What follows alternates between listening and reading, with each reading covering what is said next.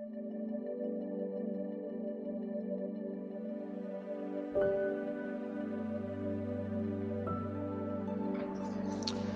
عہد نامے میں سے پطرس کا پہلا عام خط اور اس کا 3 باب اور اس کی 7ویں آیت کو ہم خدا کے کلام میں سے تلاوت کریں گے، اور یہاں پر یوں لکھا ہے: اے شوہرو، تم بھی بیویوں کے ساتھ عقل مندی سے بسر کرو، اور عورت کو نازک ظرف جان کر اس کی عزت کرو، اور یوں سمجھو کہ ہم دونوں زندگی کی نعمت کے وارث ہیں، تاکہ تمہاری دعائیں رک نہ جائیں۔ خدا کے کلام کا پڑھا اور سنا جانا ہم سب کے لیے باعث سے برکت ہو۔ عزیزو، بیسیکلی ان باقی جو ابواب ہیں پطرس کے خط کے، اس میں ایک بڑا جو ٹاپک نظر آتا ہے وہ ہے ریلیشن شپ، تعلقات، اور یہاں پر میاں بیوی کے تعلقات کی بات کی جا رہی ہے۔ پچھلے اتوار ہم نے اس بات کو سیکھا کہ ایک بیوی کو، جو مسیحی بیوی ہے، اس کے اپنے شوہر کے ساتھ جو تعلقات ہیں وہ کیسے ہونے چاہیے۔ ایک بات کی وضاحت جو میں کرنا چاہتا ہوں، جب بھی خدا کے کلام میں سے یا ایسے موضوعات جو عام طور پر ڈسکس نہیں کیے جاتے، جیسے لباس کی بات ہے، تو ایسے میں مقصد کسی کی بھی انسلٹ کرنا نہیں ہوتا، بلکہ مقصد یہ ہوتا ہے کہ ہم خدا کے کلام کی جو سچائیاں ہیں اور عملی طور پر ہم اپنی زندگی پر ان کو کیسے لاگو کر سکتے ہیں۔ میں ایک کتاب ان دنوں پڑھ رہا تھا، اور اس میں نے ایک سٹوری پڑھی جو بڑی مجھے اچھی لگی اور اسی مضمون کے حوالے سے تھی۔ جرمنی کے ملک میں ایک شخص تھا جو بہت زیادہ شراب پیتا تھا، اور اکثر لیٹ نائٹ تک وہ اپنے دوستوں کے ساتھ بیٹھتا اور نشے تماشے میں اپنی زندگی کو گزارتا تھا، اور جب دیر سے وہ گھر جاتا تو اس کی بیوی جاگ کر اس کا انتظار کر رہی ہوتی، اور وہ بغیر کچھ کہے، یعنی کوئی اس کو برا بلا نہیں کہتی کہ تم اتنی دیر سے کیوں آئے ہو، یا تمہارے پاس سے بدبو آ رہی ہے، یا وہ بڑی محبت سے اس کو ویلکم کرتی اور اس کو کھانا گرم کر کے دیتی، اور یہ سلسلہ بڑی دیر تک چلتا رہا، اور اس کے لیے دعا کرتی رہی کہ خداوند اس کی زندگی کو تبدیل کرے۔ ایک دن وہ شخص اپنے دوستوں کے ساتھ بیٹھا نشہ کر رہا تھا، تو اچانک اس نے اپنے دوستوں میں ایک بات کی، کہتا ہے کہ ابھی رات اتنی زیادہ ہو گئی ہے، اگر ہم سب ابھی اپنے گھر جائیں تو میری بیوی میرا ویٹ کر رہی ہوگی۔ تو اس کے دوستوں نے مذاق اڑایا، اس نے کہا نہیں ایسے نہیں ہو سکتا۔ اس نے کہا تم شرط لگا کے دیکھ لو اور میرے ساتھ چلو، میری بیوی اس وقت بھی میرا ویٹ کر رہی ہوگی اور جاگ رہی ہوگی اور مجھے گرم کھانا ملے گا۔ تو وہ دوستوں میں شرط لگ گئی، انہوں نے کہا کہ اچھا چلیں، دیکھتے ہیں اس طرح کے نشے باد اور بد مزاج آدمی کے لیے اس کی بیوی جاگ رہی ہوگی، کھانا اس کو گرم کر کے دے گی۔ خیر اس کے دوستوں میں یہ شرط لگی اور وہ اپنے دوستوں کے ساتھ کافی دیر سے گھر آیا۔ اس کی بیوی حسب معمول جاگ رہی تھی، اس نے بڑی خوشی سے ان کو ویلکم کہا، ان کو بٹھایا، کھانا گرم کر کے لائے، ٹیبل پر رکھا۔ تو ان میں سے اس کا ایک دوست بولتا ہے کہ تم کتنے برے آدمی ہو، کتنے تم بد مزاج ہو، تمہاری بیوی کتنی اچھی ہے، وہ تمہارا خیال رکھتی ہے، ہم نے اس کے چہرے پر ایک بھی ایسا تاثر نہیں دیکھا کہ وہ اتنی دیر سے آنے سے تنگ ہوئی ہو کہ اتنے مہمان آ گئے ہیں، بڑی خوشی سے وہ اٹھی ہے، اس نے ویلکم کیا ہے، کھانا گرم کیا ہے۔ تم اتنے برے آدمی ہو کہ تم اپنی بیوی کے ساتھ اس طرح کا برا سلوک کرتے ہو، جو میں تمہارے ساتھ کھانا نہیں کھاتا اور آج سے میری تمہاری دوستی ختم کیونکہ تم برے آدمی ہو۔ تو وہ ایک دوست اٹھ کے چلا گیا کھانا کھائے بغیر۔ اب دوسرے دوست نے کہا کہ باقی بات تو ٹھیک ہے کہ تمہاری بیوی تو اتنی اچھی ہے، اتنے اچھے طریقے سے وہ پیش آئی ہے، اور تم کتنے برے آدمی ہو کہ اس طرح کا اس کے ساتھ سلوک کرتے ہو۔ اور اس طرح دوسرا دوست بھی کھانا کھائے بغیر اٹھ کر وہاں سے چلا گیا۔ دوسرا، تیسرا، سارے دوست اسی طرح اس سے बगैर खाना खाए उठकर चले गए और हर एक ने उसे मलामत की कि तुम्हारी बीवी कितनी अच्छी है और तुम कितने बुरे हो। जब उसके सारे दोस्त चले गए, उस शख्स ने अपनी बीवी से कहा कि मेरे लिए दुआ करो और मैं आज से अपने इस गुनाह से तौबा करना चाहता हूं। और इस तरह से उस शख्स की जिंदगी बदल गई और उसी रात उसने नशेबाजी से भी तौबा की और अपना आप उसने खुदावंद को दे दिया। उसकी बीवी ने बगैर कलाम किए, बगैर अल्फाज का इस्तेमाल किए, अपने किरदार से, अपने रवैये से, अपनी अच्छी मसीही जिंदगी से एक शराबी आदमी को तब्दील कर दिया और उसने खुदावंद यीशु मसीह को कबूल कर लिया। याद रखिए कि मियाँ बीवी के रिश्ते में हमारा किरदार, हमारा इखलाक ही एक दूसरे को तब्दील करने में बेहतरीन और मौसर हथियार या तरीकाकार है। अक्सर औकात जब खानदानों में मसाइल होते हैं, मियाँ अपने ही अल्फाज से बीवी को तब्दील करने की कोशिश कर रहा होता है, बीवी अपने लफ्ज़ों के साथ मियाँ के जहन को बदलने की कोशिश कर रही होती है। लेकिन मैं समझता हूँ खुदा का कलाम जो हमारी रहनुमाई करता है कि हमारा किरदार, हमारा रवैया, हमारा बिहेवियर वो बेहतरीन तरीकाकार है कि हम अपने लाइफ पार्टनर की ज़िंदगी को बदल के खुदाबंद के पास ला सकते हैं। जहां तक लिबास की बात हमने पिछले इतवार की, आपको पता है कि दुनिया में लिबास जब बनना शुरू हुआ तो मकसद क्या था? जिस्म को ढांपना। बाकी अदर में जब उनको यह एहसास हुआ कि हमारे जिस्मों पर तो कोई कपड़ा नहीं है, तो थोड़ी बहुत उनको स्टिचिंग आती थी। उन्होंने कहा कि जल्दी से हम अंजीर के पत्तों को सीख कर अपने लिए लिबास बना लेते हैं। उन्होंने लुंगियां बना ली।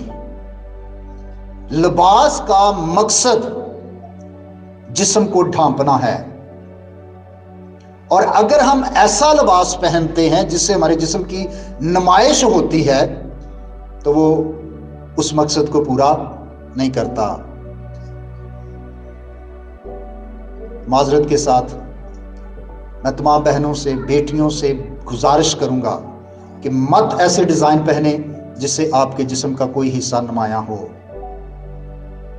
वो चाहे हमारे बाजू हैं, चाहे हमारे शोल्डर हैं, या जिस्म का कोई और हिस्सा है। कोशिश करें कि जब आप कपड़े सिलाई करवाती हैं, जिस्म को, तन को ढांपने के लिए मुकम्मल पूरा लिबास पहने। इसी तरह मर्दों के लिए भी, खासतौर पर नौजवान लड़कों के लिए, बेटों के लिए भी ये बात है कि हरगिज़ ऐसा लिबास ना पहने जिससे आपके जिस्म का कोई भी हिस्सा नजर आए। ये खुदा के कलाम की बात है और बतौर खादिम मैं समझता हूं कि ये मेरी जिम्मेदारी है कि मैं आप सबको इससे आगाह करूं।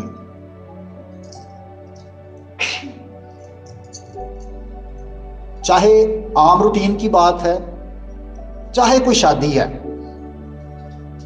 ना। कई दफा हम समझते हैं कि शादियों पर हमें इजाजत है कि हम जिस तरह का मर्जी लिबास पहन सकते हैं, तो हरगिज़ ऐसी। मुझे याद है कि अभी हम पिछले दिनों थे रावलपिंडी में, सेंट पॉल चर्च में। उसी चर्च के पास ने चंद महीने पहले उन्होंने कहा कि मैं अपने चर्च में चाह रहा हूं कि एक चादर रखूं ताकि ऐसी दुल्हन जो ऐसा लिबास पहन के आ जाती है कि बतौर पासबान हमें सामने खड़े होना भी मुश्किल लगता है, तो वो कहता है मैं चाहता हूं कि मैं उसको एक चादर दूं और पूरे निकाह में वो चादर उसको उनके तन पर हो। कहने का मकसद क्या है कि शादियों पर भी हमें खुदा का कलाम इस बात की इजाज़त नहीं देता कि हम कोई ऐसा लिबास पहने, ना दुल्हन और ना शादी में शरीक तमाम भाई या बहनें, कि जिससे आपका जिस्म का कोई भी हिस्सा नजर आए। मकसद क्या है लिबास का? तन को ढांपना। कभी कभी हम पूरा लिबास पहनते हैं, लेकिन वो पूरा लिबास भी इस तरह का होता है कि वो बहुत ज़्यादा हमारे जिस्म के साथ जुड़ा होता है, जो कि नामुनासिब है। मैं फिर से ये कहना चाहता हूँ कि इन बातों को करने का मकसद किसी की भी इंसल्ट करना नहीं है। मकसद ये है कि हम खुदा के कलाम की बात को फॉलो करें। बेटे भी, बेटियां भी, भाई और बहनें, हम सब अच्छा और मुहज़्ज़ब लिबास पहने। آج جو 7ویں آیت ہم نے پڑھی ہے، یہاں پر خدا کا کلام شوہروں سے بالخصوص مخاطب ہے، اور جو پہلی بات بطور شوہر حکم دیا گیا ہے وہ یہ ہے کہ آپ نے اپنی بیوی کے ساتھ عقل مندی سے زندگی بسر کرنی ہے۔ اب ہمارے معاشرے میں شادی کا جو عام کانسیپٹ ہے میاں بیوی کے ریلیشن کا، ایک نظریہ یہ ہے کہ عورت یا بیوی پاؤں کی جوتی ہے، اگر وہ پوری نہیں آتی تو آپ اس کو تبدیل کر سکتے ہیں، اگر وہ آپ کے پاؤں کو دباتی ہے، وہ صحیح فٹ نہیں آ رہی، آپ اس کو بدل سکتے ہیں۔ یہ کانسیپٹ دنیا میں پایا جاتا ہے کہ اگر آپ کی شادی ہوئی ہے اور آپ کی توقعات کے مطابق آپ کی بیوی نہیں ہے تو آپ دوسری شادی کر سکتے ہیں۔ یاد رکھیے خدا کا کلام اس بات کی اجازت نہیں دیتا، اس نظریے کی مزاحمت کرتا ہے، بالکل اس نظریے کو، یہ بالکل نظریہ خدا کے کلام کے مطابق نہیں ہے۔ خدا کا کلام یہ کہہ رہا ہے کہ آپ نے اپنی بیوی کے ساتھ زندگی بسر کرنی ہے۔ یہاں پر لکھا ہے کہ عقل مندی سے کیا کرو؟ بسر کرو۔ یہ زندگی گزارنے کی بات ہے۔ یہ ایسا نہیں ہے کہ آپ نکاح یا شادی چند مہینوں یا چند سالوں کے لیے ہے، ہرگز ایسا نہیں، بلکہ یہ زندگی گزارنے کا عہد ہے جو ہم خدا کی حضوری میں اور خدا کے خادم کے سامنے اور خدا کی کلیسیا کے سامنے کرتے ہیں۔ اس لیے خدا کا کلام ہرگز مردوں کو یہ اجازت نہیں دیتا کہ وہ یہ سوچیں کہ ہم ایک شادی کریں، پھر چند مہینوں بعد یا چند سالوں بعد اس کو چھوڑ دیں اور پھر دوسری شادی کرتے پھریں۔ ہاں، بائبل مقدس میں یہ ہے کہ اگر جیون ساتھی مرد یا عورت وفات پا جاتا ہے تو وہ اس کی شریعت سے آزاد ہے، پھر اگر چاہیں تو وہ دوسری شادی کر سکتے ہیں، لیکن اس کے زندہ ہوتے ہوئے خدا کا کلام اس بات کی اجازت نہیں دیتا۔ خدا کا کلام کہتا ہے کہ شوہروں نے اپنی بیویوں کے ساتھ زندگی بسر کرنی ہے۔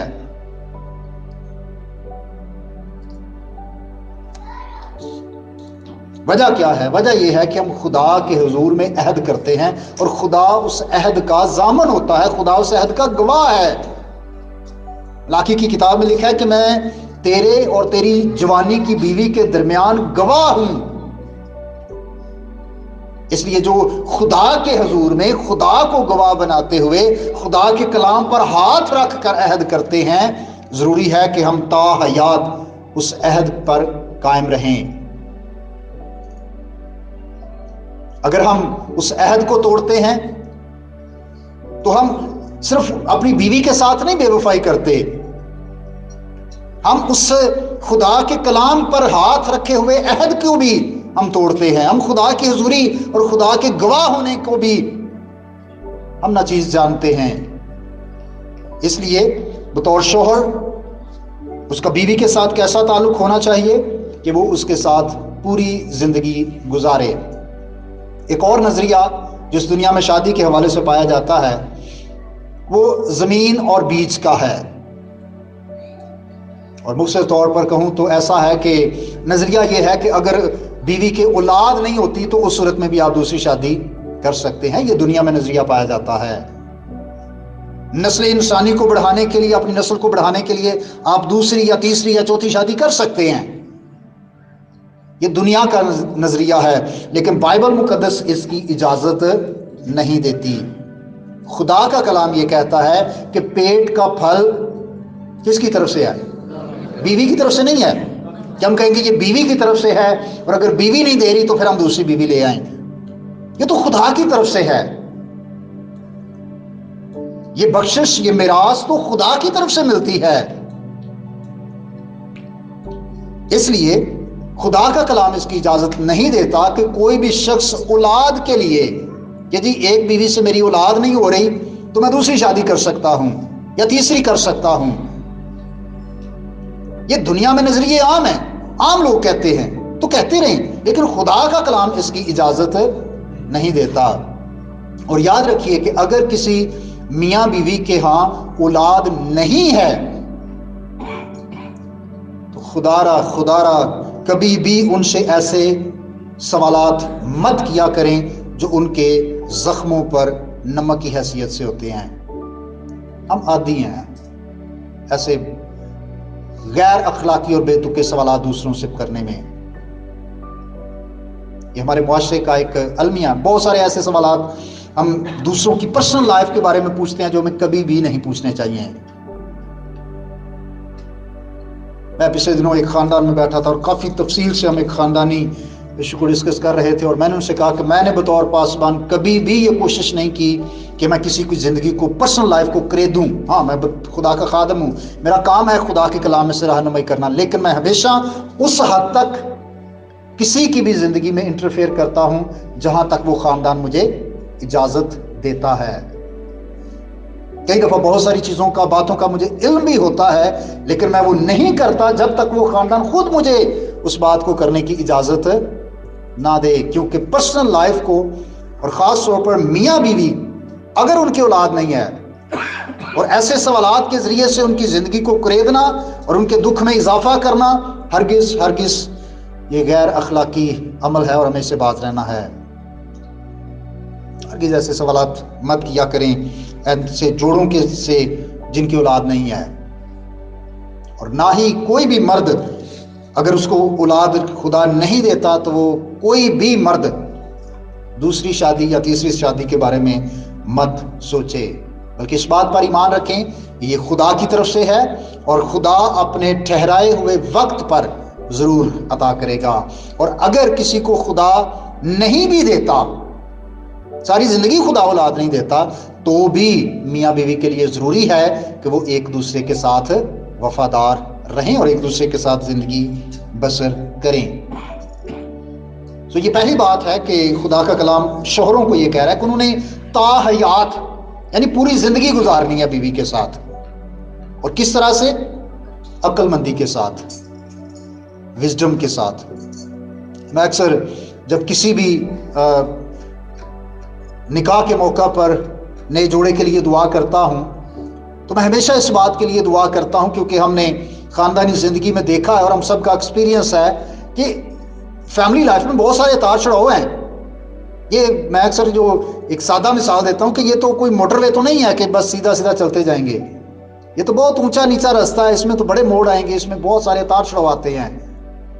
اس لیے بڑی حکمت کے ساتھ، بڑی عقل مندی کے ساتھ، بڑی وزڈم کے ساتھ ہمیں اپنی زندگیوں کو بسر کرنا ہے۔ خدا کے کلام میں لکھا ہے کہ نادانوں کی مانند نہیں چلو بلکہ داناؤں کی مانند، عقل مند لوگوں کی طرح، سمجھدار لوگوں کی طرح ہمیں اپنی زندگی کو گزارنا ہے۔ اور جہاں پر خاندانی زندگی کی بات ہے، اس میں ہم بے عقلی کے فیصلے نہیں کر سکتے۔ اگر ہم بے عقلی سے فیصلے کریں گے تو اس کا بہت سارا نقصان ہمارے خاندانوں کو ہوتا ہے، لیکن اگر ہم ہر بات، ہر کام، ہر فیصلہ سوچ سمجھ کر اور عقل مندی کے ساتھ کریں گے تو یقیناً زندگی میں آسانیاں پیدا ہوں گی۔ ہاں، یہ زندگی ہے، اس میں مشکلات آتی رہتی ہیں اور روز نیا چیلنج ہوتا ہے، لیکن ہمیں خدا کا کلام یہ سکھاتا ہے کہ ہمیں بڑی عقل مندی کے ساتھ اپنی زندگی کو گزارنا ہے۔ اور ایمانداروں کو خاص طور پر کہا گیا ہے کہ پس غور سے دیکھو کہ کس طرح چلتے ہو۔ مطلب یہ ہے کہ اپنی زندگی کو کس طرح گزارتے ہو، اس پر ضرور غور کرنا چاہیے۔ کیا ہم سمجھدار لوگوں کی طرح، عقل مند لوگوں کی طرح زندگی گزار رہے ہیں یا بے وقوف اور نادانوں کی مانند؟ ایک شوہر کو خدا کا کلام یہ حکم دے رہا ہے کہ اس نے اس عہد کو جو خدا کے حضور میں خدا کے کلام کو گواہ ٹھہرا کر، خدا کے خادم کو گواہ ٹھہرا کر، خداوند کی کلیسیا کو، اس پوری جماعت کو گواہ ٹھہرا کر جو وہ عہد کرتا ہے، اس نے تا حیات اس پر بڑی سمجھداری کے ساتھ، بڑی عقل مندی کے ساتھ اپنی زندگی کو گزارنا ہے۔ دوسری بات جو ہمیں یہاں پر سے سیکھنے کو ملتی ہے وہ یہ ہے کہ ایک شوہر کے لیے لازم ہے کہ وہ اپنی بیوی کی عزت کرے۔ شاید ہمارے معاشرے میں اس کو حق سمجھا جاتا ہے کہ ہم آزاد ہیں اور جہاں پر چاہیں، جس طرح سے بھی چاہیں ہم بے عزت کر سکتے ہیں، چاہے وہ ہاتھ کا تشدد ہے، چاہے وہ زبان کا تشدد ہے، سمجھتے ہیں کہ ہمیں اجازت ہے. ایسا نہیں ہے بھائیو. خدا کا کلام یہ کہتا ہے کہ عورت کو نازک جانتے ہوئے، کیونکہ فطری طور پر جسمانی لحاظ سے دیکھا جائے تو عورت مرد سے کمزور ہے، اور خدا کا کلام یہ کہہ رہا ہے کہ اس کو کمزور جانتے ہوئے اس کی عزت کرو. نہ صرف جسمانی طور پر بلکہ جو ریسرچ ہے وہ کچھ اس طرح سے، اور یہ جو بات میں کرنے لگا اس کا مقصد ہرگز بہنوں کی، عورتوں کی، خواتین کی انسلٹ کرنا نہیں ہے، بلکہ یہ ایک حقیقت ہے کہ عورت کی یہ کمزوری ہے کہ وہ اپنے جذبات پر اتنی جلدی کنٹرول نہیں رکھ پاتی. وہ جذباتی ہوتی ہے، جبکہ اس کی نسبت مرد جو ہوتا ہے خدا نے اس کو ایسی قوت دی ہے کہ وہ جذبات کو قابو میں رکھ سکتا ہے. عورت جذبات سے زیادہ فیصلے کرتی ہے اور مرد عقل سے فیصلے کرتا ہے.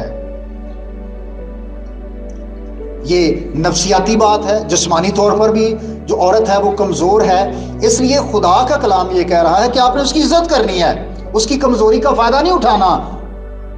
کہ وہ جسمانی طور پر کمزور ہے تو ہم پھر آزاد ہیں کہ ہم جیسے مرضی ان پر ہاتھ بھی اٹھائیں، زبان بھی چلائیں، اور جہاں پر چاہیں جیسے چاہیں ہم ان کی بے عزتی کریں. تو ایسا نہیں ہے، بلکہ خدا کا کلام مردوں کو یہ کہہ رہا ہے کہ آپ کو اس بات کو سمجھنا ہے کہ وہ قدرتی طور پر کمزور ہے، جسمانی لحاظ سے بھی اور جذباتی لحاظ سے بھی. اس لیے ممکن ہے کہ کمزوری کی وجہ سے اس سے کچھ ایسی باتیں ہو جائیں، کچھ ایسی غلطیاں ہو جائیں، کچھ غلط فیصلے ہو جائیں. تو کیا کرنا ہے کہ آپ نے ان سب کے باوجود اس کی رسپیکٹ کرنی ہے. ہم سمجھتے ہیں کہ جس سے غلطیاں ہوتی ہیں، جو کمزور ہے، ہم جب چاہیں اس کو دبا سکتے ہیں. تو ایسا نہیں ہے. خدا کا کلام یہ کہہ رہا ہے کہ وہ ہیں نازک ظرف، اور آپ نے اس بات کو مد نظر رکھتے ہوئے، ہے نا، جیسے اگر کوئی بڑا غلطی کرے تو ہم جلدی معاف نہیں کرتے، بچہ کرے تو ہم کیا کرتے ہیں، ہم جلدی معاف کریں، ہم سوچتے ہیں چلو خیر کوئی نہیں، بچہ ہے. کیوں؟ ہم سمجھتے ہیں وہ بھی کمزور ہے، ابھی وہ اتنا سمجھدار نہیں ہے. اور مطلب میں پھر سے یہ کہنا چاہتا ہوں کہ میں یہ نہیں کہہ رہا کہ عورت جو ہے وہ عقل مند نہیں ہے. خدا نے ان کو بڑی عقل دی ہے. اور امثال کی کتاب کی 31ویں باب کو اگر آپ پڑھیں تو وہاں پر بے شمار ایسی خوبیاں بیان کی گئی ہیں جو ایک عورت کے اندر ہوتی ہیں. اس کی محنت کی بات ہے، اس کی دور اندیشی کی بات ہے، اس کے گھر کو سنبھالنے کی بات ہے. مرد شاید اس طرح سے نہیں کر پاتا، لیکن خدا کا کلام مردوں کو یہ حکم دیتا ہے کہ وہ اپنی بیویوں کی عزت کریں. میں کتاب پڑھ رہا تھا، کافی عرصہ پہلے کی بات ہے، اس کتاب کا نام تھا خاندانوں کے لیے کلام خدا. اس میں مردوں کے لیے الگ سے ہدایات ہیں، بیویوں کے لیے، والدین کے لیے اور بچوں کے لیے. بڑی خوبصورت کتاب. اور اس میں جب اس آیت کی تشریح کی بات تھی کہ عزت کرنی ہے، تو اس میں ایک بڑا اہم تھا کہ مرد جو ہے، شوہر جو ہے، وہ کبھی بھی اپنی بیوی کے خلاف پارٹی بازی نہ کرے. ایک دفعہ ہم اپنی ماں کو ساتھ ملا لیتے ہیں، اپنی بہنوں کو ساتھ ملا لیتے ہیں، ایک اچھی خاصی پارٹی بنا کے تو ہم بے عزت کرتے ہیں. تو ایسا ہرگز ہمیں نہیں کرنا چاہیے. اور خدا کا کلام یہ نصیحت کرتا ہے کہ آپ نے بڑی حکمت کے ساتھ، بڑی عقل مندی کے ساتھ اپنی بیوی کے ساتھ اپنی زندگی کو گزارنا ہے.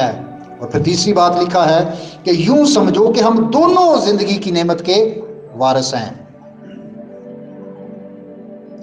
وہ نعمتیں جو آپ کے گھر میں ہیں، جو خدا نے آپ کو دی ہیں، آپ دونوں ان نعمتوں کے وارث ہیں. ایسا نہیں ہے کہ ہم مالک ہیں اور وہ مالک نہیں ہے، یا بیوی سمجھے کہ میں مالک ہوں اور یہ مالک نہیں ہے. نہیں، ان ساری نعمتوں کو جو خدا نے آپ کو دی ہے، جب آپ سمجھتے ہیں کہ یہ ہم سب کی ہیں. میں نے اپنے گھر میں ایک طریقہ رکھا ہے، اور میں ہمیشہ اپنے بچوں کو بھی یہ سکھاتا ہوں کہ میں نے کبھی اپنا والٹ چھپا کے نہیں رکھا. میں نے کبھی اپنی کوئی علیحدہ خفیہ کوئی سسٹم نہیں رکھا کہ یہ الگ سے میں نے چھپا کے رکھے ہوئے ہیں. تھوڑے ہیں یا زیادہ ہیں، मैं हमेशा कोशिश करता हूँ कि मेरी बीवी को भी पता हो, मेरे बच्चों को भी पता हो कि अभी हमारे पास इतने पैसे हैं। हम उन नेमतों के इकट्ठे वारिस हैं। मैं वारिस नहीं हूं कि सिर्फ मैं वारिस हूं और वो नहीं है, या फैमिली या बच्चे या बीवी समझे कि बस मैं वारिस हूं और ये नहीं है। बहुत सारे मसाइल की एक बुनियादी वजह यह है कि हमने घर में अपना अलग-अलग सिस्टम रखा हुआ है। जब तक हम एक जगह पर नहीं आते, जब तक खानदान मुत्तफिक नहीं होता, खास तौर पर अपने माली मामलात के हवाले से भी, तो खानदान में बहुत सारे मसाइल रहते हैं। हमें माली एतबार से भी एक जगह पर आना है। अगर बीवी ने अपने अलग से खुफिया अखराजात या खर्चे बनाए हुए हैं जिसका शोहर को पता ही नहीं है, या शोहर ने बीवी को पता ही नहीं है और उसने पता नहीं और कहां से कहां अपने कोई सिस्टम बनाए हुए हैं और अपने कोई अलग से अखराजात बनाए हुए हैं और बीवी को उसका इल्म ही नहीं है, तो फिर बहुत सारे घर में मसाइल होंगे। हम सबको इस बात को समझना चाहिए कि मैंने पहले भी एक दफा जिक्र किया कि बहुत सारी लड़ाइयों की वजह ही पैसा होता है। जब घर में पैसा नहीं होता तो उससे खामखा लड़ाइयां बढ़ जाती हैं। तो हम जो खुदा के लोग हैं, हमें इस बात को समझना है कि वो तमाम नेमतें, वो तमाम वसाइल, वो तमाम रुपया पैसा, वो तमाम चीज़ें जो खुदा ने हमें दी हैं, हम दोनों उन चीज़ों और उन नेमतों के वारिस हैं। उसमें कोई कमतर नहीं है, उसमें कोई बरतर नहीं है। हाँ, ये खुदा के कलाम की बात है कि खुदा ने मर्द को सरबराह मुकर्रर किया है, वो हेड है घर का, और ये खुदा ने एक सिस्टम दिया है। और जो घराने इस सिस्टम को फॉलो करते हैं कि वहां पर मर्द सरबराह है और बीवी और उसके बच्चे सरबराह के ताबे हैं, वो घर बाबरकत होते हैं। और ना सिर्फ बाबरकत होते हैं बल्कि बाइसे बरकत भी होते हैं। अब बाबरकत होने में और बाइसे बरकत होने में फर्क जो है, एक ये है कि जी मैं बाबरकत हूं कि मेरे पास सब कुछ है। वो घराने वो बाबरकत हैं जिनके पास सब कुछ है, वो रूहानी जिस्मानी चीजें हों।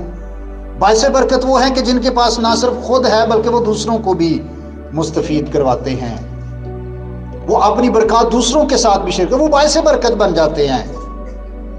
इब्राहिम को खुदा ने कहा, सो तू बाइसे बरकत हो, तू बरकत का चैनल बन जा, तू बरकत की ब्लेस की तू रीजन बन जा, तेरी वजह से लोग बरकत पाएं। और वो घराने जो सारी चीजों में शरीक होते हैं, मियां बीवी एक साथ एक पेज पे हैं, तो वो घराने बाबरकत भी होते हैं और वो दूसरों के लिए भी बायस बरकत बनते हैं, वो दूसरों के लिए भी रहनुमाई का सबब बन जाते हैं। इसलिए अजीज भाइयों और बहनों, ये खुदा के कलाम की बात है। शोहरों को जो नसीहत की गई है, आज हमने सीखा नंबर 1 कि उन्होंने अपनी बीवी के साथ जिंदगी को गुजारना है हर तरह के हालात में, क्योंकि निकाह के मौका पर यही अहद होता है जो बीवी भी करती है और शौहर भी करता है कि हम हर तरह के हालात में एक दूसरे के साथ रहेंगे, चाहे तंगी है, चाहे खुशहाली है, चाहे तंदुरुस्ती है, चाहे बीमारी है, हर तरह के हालात में एक दूसरे के साथ जिंदगी गुजारने का जो अहद करते हैं, तो फिर पूरी जिंदगी उस पर हमें कायम रहना है। अगर बीवी बदमिजाज है, खुदा से दूर है, खुदा के कलाम के मुताबिक शौहर की ताबेदारी में नहीं है, तो मर्द के लिए भी यही तरीका है कि वो अपने किरदार से, अपने चाल चलन से, अपने अच्छे अखलाक से बीवी को खुदावंद के पास लाए। छोड़ने की बात नहीं है कि जी ये ठीक नहीं है, इससे ये मेरी बात नहीं मानती, या ये और बहुत सारे मामला तो मैं छोड़ दूं, नहीं, छोड़ने की बात हरगिज़ नहीं है। छोड़ने की इजाजत खुदा का कलाम नहीं देता, बल्कि अपने रवैये से, अपने नमूने से अपने लाइफ पार्टनर को तब्दील करें, उसको खुदा के पास लेकर आएं, उसको दुआओं में रखें ताकि खुदा का रूह उसकी जिंदगी में काम करे। और फिर दूसरी बात, हमेशा इज्जत करनी है। और तीसरी बात, मियाँ बीवी दोनों जिंदगी की नेमतों के वारिस हैं। जो नेमतें खुदा आपको देता है, आप दोनों इसमें बराबर के शरीक होते हैं। اور نکاح کے موقع پر جو عہد کیا جاتا ہے، جو چھلے پہنائے جاتے ہیں، وہ ایک دوسرے کو اپنی نعمتوں میں شامل کرنے کا بھی اظہار ہوتا ہے کہ جو میری دولت ہے، جو میری آمدن ہے، یہ اس میں بھی برابر کی شریک ہے۔ اور اگر ہم ایسا کرتے ہیں تو نتیجہ بڑا خوبصورت ہے، اور وہ کیا ہے کہ ہماری دعائیں سنی جاتی ہیں۔ نقصان کیا ہے اگر ہم ایسا نہیں کرتے؟ تو پھر لکھا ہے دعائیں رک جاتی ہیں۔ اس لیے اگر ہم چاہتے ہیں کہ ہماری دعائیں سنی جائیں، ہمارا گھرانہ خوشحال ہو، بابرکت ہو اور باعث برکت ہو، تو جہاں پر ہم باہر دوسروں کے ساتھ اپنے تعلقات کو اچھا کرنے کی کوشش کرتے ہیں، فیملی لائف میں ایک شوہر اپنی بیوی کے ساتھ اپنے ریلیشن کو، اپنے تعلقات کو اچھا کرے۔ اور خدا کے کلام میں سے 3 باتیں آج ہم نے سیکھی ہیں کہ عقل مندی کے ساتھ پوری زندگی گزارنی ہے۔ آدھی زندگی کی بات نہیں ہے، چند سالوں کی بات نہیں ہے، پوری زندگی کی بات ہے۔ اور پھر شوہر کے لیے حکم ہے کہ وہ عزت کرے، اور میاں اور بیوی دونوں اس بات کو سمجھیں کہ ہم وہ ساری نعمتیں جو خدا نے ہمیں دی ہیں، ہم دونوں اس میں برابر کے شریک ہیں۔ خدا آپ سب کو اس کلام کے وسیلہ سے برکت دے، آمین۔ آئیے ہم دعا کے لیے اپنے سروں کو جھکائیں، اپنی آنکھوں کو بند کریں، اس کلام کے لیے خدا ان کے حضور شکر گزاری کی دعا کریں۔ اب تک ہمارا چینل سبسکرائب نہیں کیا تو ابھی سبسکرائب کریں اور بیل آئیکن کو کلک کر کے ہماری لیٹسٹ ویڈیوز کے بارے میں اپڈیٹ جانیں۔